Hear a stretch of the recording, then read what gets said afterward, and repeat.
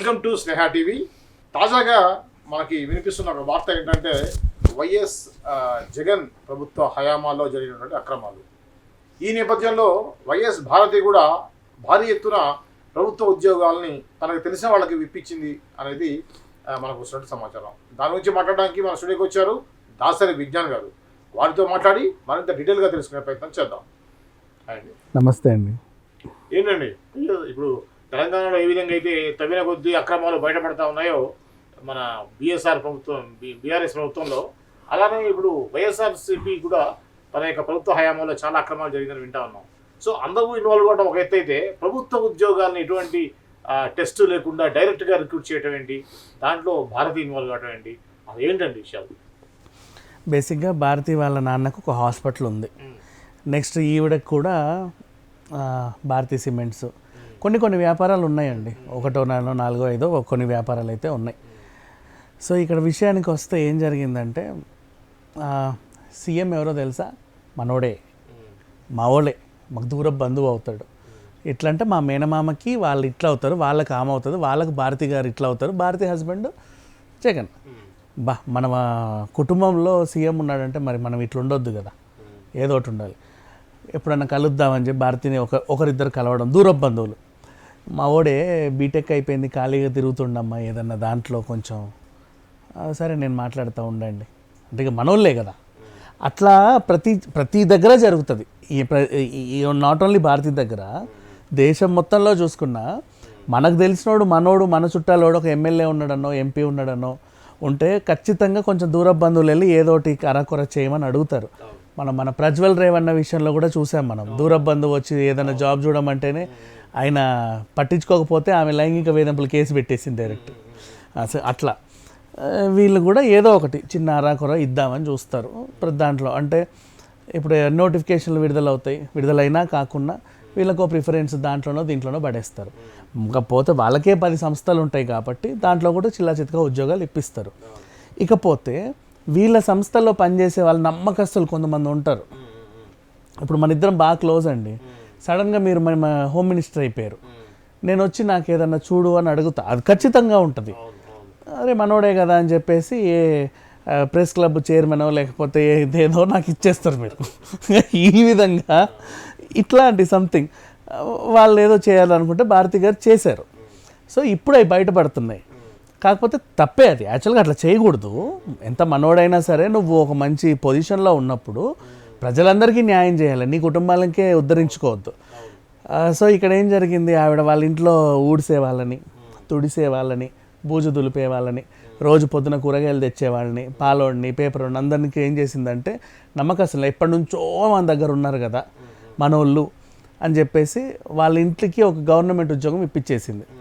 Age ఎక్కువైతే వాళ్ళ కొడుక్కో అయితే ఇంకెవరికో, పెళ్ళికి ఎదిగిన కూతురు ఉంటే వాళ్ళ అల్లుడికో సంథింగ్, ఇట్లాంటి వాళ్ళందరికీ గవర్నమెంట్ జాబులు పెట్టించేసింది.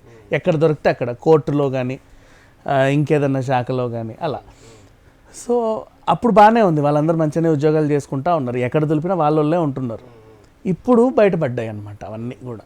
సో ఇక బయటపడ్డ తర్వాత సామాన్య ప్రజలు ఏమనుకుంటున్నారంటే, మా పిల్లలు పరీక్షల మీద పరీక్షలు రాస్తున్నారు, గ్రూప్ 1 అని 2 అని 3 అని 4లని ఎక్కడన్నా ఉద్యోగం కొట్టాలని వీళ్ళందరూ ఏం చేస్తారు. ఇప్పుడు ఫర్ ఎగ్జాంపుల్ తెలంగాణే తీసుకుందాం. తెలంగాణ కానీ ఆంధ్ర ఇంకా క్రిటికల్ సిచ్యువేషన్. తెలంగాణలో ఏంటంటే వీళ్ళందరూ హైదరాబాద్, మన కవాడిగూడ, నారాయణగూడకు వచ్చి అక్కడ ఉన్న వాళ్ళందరూ ఏంటి గ్రూప్స్ రాసేవాళ్ళు. దిల్సుఖ్ నగర్లో దిగాడంటే వాడు పోలీసు దానికోసం రాసేవాడు, అంతే కదా. ఇట్లా కూకట్పల్లి సైడ్ ఎక్కడన్నా దిగాడంటే ఇంకేదో దాంట్లో రాసేవాడు.